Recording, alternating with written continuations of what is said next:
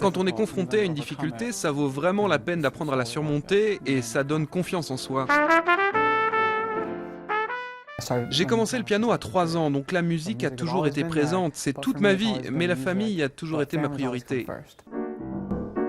John Britton est né avec le bout des doigts atrophié, mais il a grandi dans une famille où tout le monde est musicien, alors ses mains n'étaient pas une excuse pour ne pas essayer lui aussi d'apprendre à jouer d'un instrument.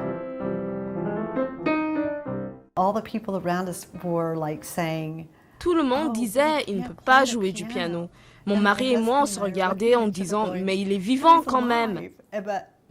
C'est marrant parce qu'aujourd'hui, il joue du piano et de la trompette magnifiquement. John a commencé par le piano, mais très vite, il se rend compte que la forme de ses doigts convient parfaitement à la trompette. Je n'ai pas la deuxième articulation, donc tout ce que j'ai à faire, c'est de plier les doigts et d'appuyer tout droit sur les pistons, ce qui me donne plus de vitesse et de dextérité sans effort. Dans la famille, celui qui a peut-être le plus inspiré John, c'est son frère Ben, musicien de jazz. Les deux ne ratent pas une occasion de se retrouver sur scène.